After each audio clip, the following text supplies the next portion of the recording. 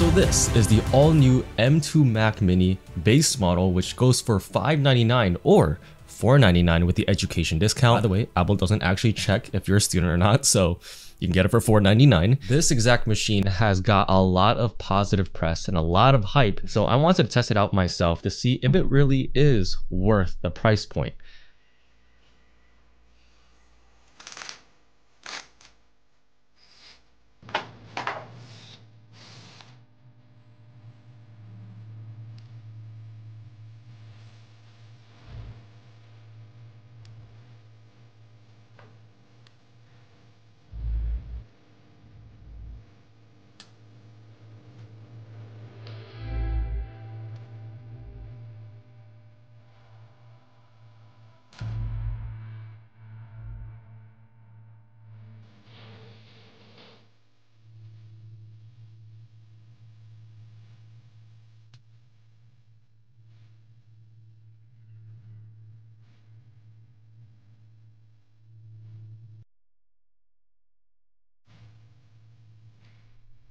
Alright, so we are finally set up with the Mac, and I gotta say the setup process is super seamless, as you would expect with any Apple product. It only really took about 10 minutes to get all the software up to date and ready to go. Now for the price point of $499, you're only getting the Mac Mini machine. You're not getting any accessories with it, no monitor with it, so you do have to shell out extra money to get those extra peripherals. So that is something to keep in mind if you are looking into the Mac Mini. Now you don't have to get Apple peripherals. I just happen to get the Apple Magic Keyboard and the trackpad, which the keyboard will run you about $100 and then the trackpad is about $150. And they do have a mouse that you can get for about $100, but you know, my suggestion is if you do want to stick with Apple, go look into the used market. On eBay, there's a whole bunch of these accessories for way cheaper than what they sell for on retail pricing. In terms of the display I have over here, this is a 27-inch monitor from LG.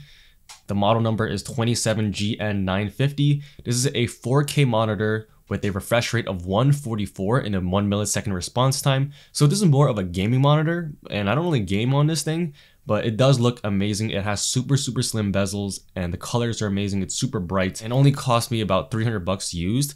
You can probably find these brand new for about $500 to $600. I didn't want to go with any of the Apple displays just because they're insanely expensive. On top of that, the spec to price ratio doesn't really make any sense. You know, you're not getting a high refresh rate. Your resolution, okay, sure, it's nice, but that's all you're really getting out of it. So I'm going to be doing a little bit of a screen share to show you guys what I'm going to be doing on this thing. I do want to run a couple benchmarks and tests on this thing. And I'm not going to be using actual benchmarking programs because I feel like it doesn't really give you a clear representation. So here we have a screen recording for you guys. Let's do a breakdown of the specs. As you can see, Mac Mini 2023 with the Apple M2 chip.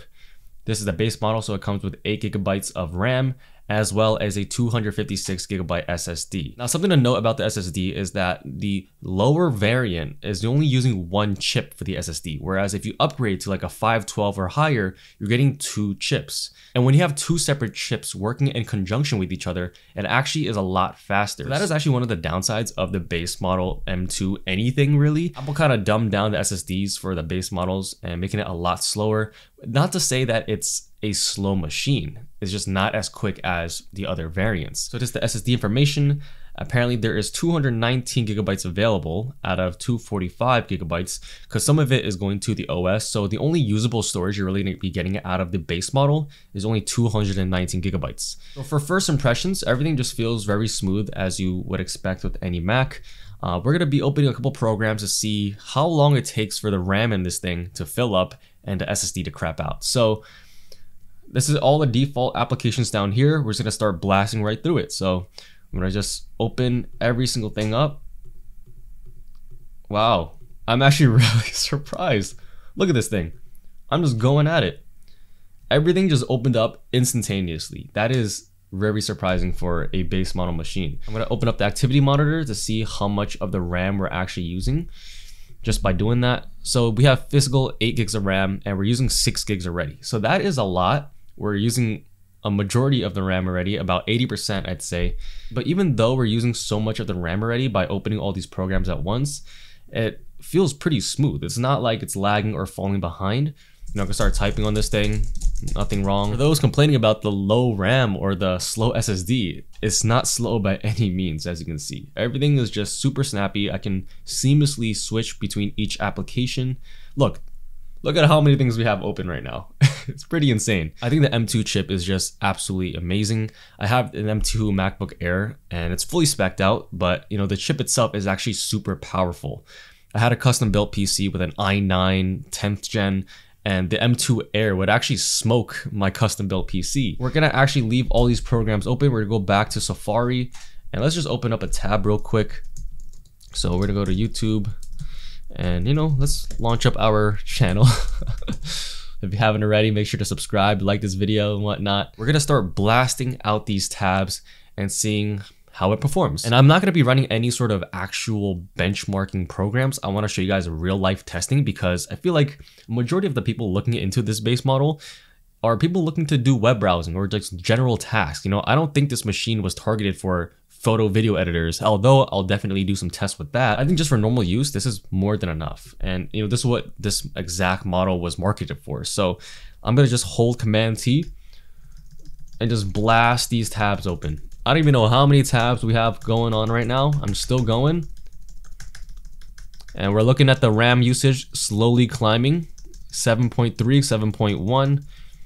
I'm gonna stop here for now. So we are using 7.3 gigabytes of RAM. You know, nothing's lagging, still super smooth. I can switch between each tab seamlessly and we'll just open a website here, click on another tab, let's open a website here.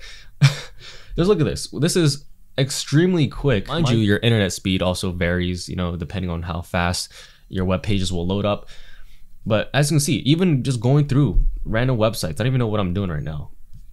It just loads right up, it's not lagging, I'm browsing through it. As you can see, we still have all of these programs open.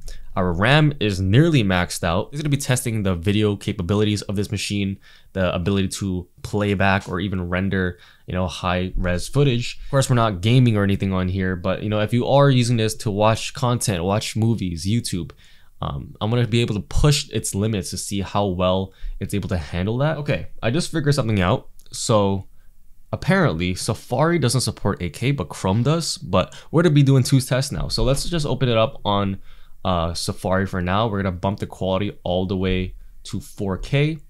And we're also gonna put it on full screen mode. So now we're gonna play this video back and see how it performs. While we're at it, we might as well test out the built-in speaker system in the Mac Mini. Now I gotta admit, typically it's not gonna sound that great because it is built into the machine, but you know, it's good to have. So let's just bump up the audio on this thing. And just for reference, the audio will be picked up with this microphone and the Mac Mini is sitting about a foot away.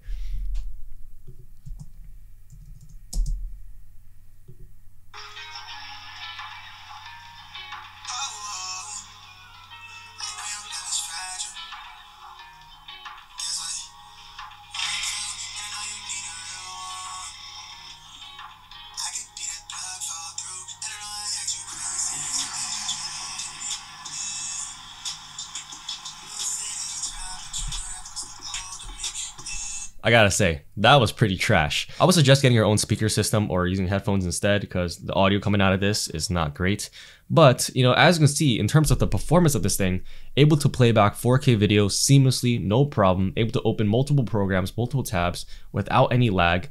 Although we are maxing out the performance of this thing on the activity monitor, and let's take a look at the CPU. It's actually not that high. The load is pretty low right now, but it's also because we're not doing any intensive processing. But just from that alone, just the first impressions and just, you know, navigating around the system, I gotta say it's a 10 out of 10 for me, you know, especially for a machine that costs only $500 or maybe without the educational discount about $600. You're getting a lot of performance in a small package. Even if you spend that kind of money on like a Windows computer, like a custom built or even a pre-built, you're not gonna get this type of performance out of it. This machine is so optimized, even with the lack of specs, so to speak, it's able to handle so much. I mean, like, look at how many, I can't even, bro, look at this. Look at how many things we have open and it's not lagging behind. I can still click on a website and it opens up. But as you can see, this thing is performing extremely well for how hard I'm pushing it already. You know, like I said, this machine is targeted for people who want to do web browsing, you know, small projects, you know, work. The average person is not going to be opening this many things at once. And even if you are, this thing can handle it with no problem whatsoever. So I'm gonna download Chrome real quick and I'm gonna show you guys the 8K video playback. I haven't tested that yet. I only did a 4K video playback using Safari. Chrome supports 8K playback, so we're gonna download Chrome, open it up, and we're gonna play the same video and see if it's gonna lag or not. But in the same time, if it does start lagging playing back 8K footage, I wouldn't be surprised, just because, you know, 8K is extremely hard to run and YouTube does compress it. So like the 8K that you're watching on YouTube isn't really like a true, like very detailed 8K. It's like a lower bit rate and all that. So maybe it'll be a little easier to run. We're gonna play the same exact video now in Chrome, but we're gonna max out the quality all the way to 8K, which is 4320p. That is extremely, extremely high. So as you can see, full screen, play. Wow. Absolutely seamless, no lag, no drop frames, and the footage is looking extremely crisp. Oh my goodness. This is my own video, by the way, but super, super sharp. I can't deny that. So I'm gonna download a couple programs real quick, and then I'm gonna show you guys the editing performance for photo and video using Premiere Pro, Photoshop, Lightroom, and I'm gonna do an SSD speed test as well. So I'm launching up 3 programs all in real time over here. We got Photoshop, Lightroom, as well as Premiere Pro. As you can see, the startup time is extremely quick. You know, this is no slack, and even editing photos in Lightroom is super seamless. I can go through all these settings, make adjustments without anything slowing down, and I did a bulk export of 39 photos, fully edited at 100% quality, and it took 1 minute and 58 seconds. So if you are looking to do any sort of photo editing, this machine is more than capable. Same goes with Photoshop.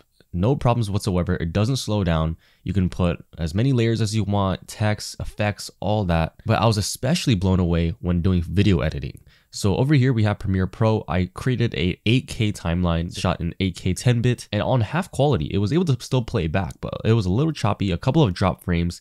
But once I bumped the quality up to full, then it completely just froze on me. But when testing out a 4K timeline, even on the highest full playback quality, it did not lag, no drop frames, and even scrolling through and playing it, there was no delay. So 4K editing is more than capable on this machine. In terms of the exporting times, it's actually quite surprising. So with the 4K timeline, this is a 30-second clip. It took about 53 seconds to export, and for an 8K timeline, it took about 5 minutes and 3 seconds. So hopefully that gives you guys an idea of the video editing capabilities. When testing out the SSD speed with Blackmagic, as you can see, the read and writes are around the 1.5 to 1.6 gigabytes per second. That is more than enough for, you know, normal use.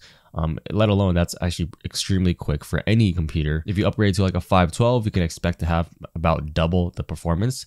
But it's really not necessary if you're not doing anything that's extremely heavy. By no means is this base model SSD a slack, although on paper it's a little bit slower.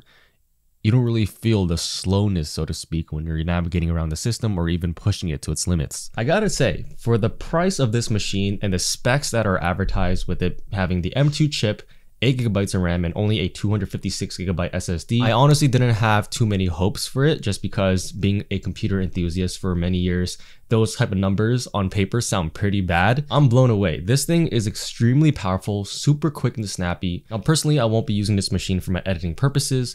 I already have another M2 MacBook Air that's fully spec'd out, and I use that for 8K video editing and whatnot. But this is still an amazing package and an amazing price. So who is this Mac Mini for? So if you're in a market for a computer that is quick, snappy, can get your tasks done at a reasonable price, this is an amazing option, especially with that education discount. You can save yourself a couple bucks. If you do want to export photo and video editing, you know, Photoshop and Lightroom ran absolutely seamlessly. It even like rendered out the photos at a crazy fast speed. In terms of editing performance, now I only tested it on Premiere Pro, which is less optimized compared to Apple's, you know, Final Cut Pro. So maybe if you are going to be using that software, it'll be a lot snappier, a lot faster. But using Premiere Pro, it was pretty seamless for 1080p and even 4K editing. When I did 8K video, it got a little bit choppy in the timeline. It started freezing up a little bit. But I mean, who's editing 8K footage on a base model M2 Mac Mini? Mind you, not a lot of people even use 8K footage in general. This is great for, you know, a home office setup. If you want to do like music production or use it as like a home theater setup, this is absolutely perfect for that. So hopefully this video was informative. If it was, make sure to drop a like on this video, comment below if you have any questions. And if you are new to this channel, make sure to hit that subscribe button as well as turning on those post notifications to see when I upload. With that being said, it's been your boy, and I'll see you in the next video. Peace.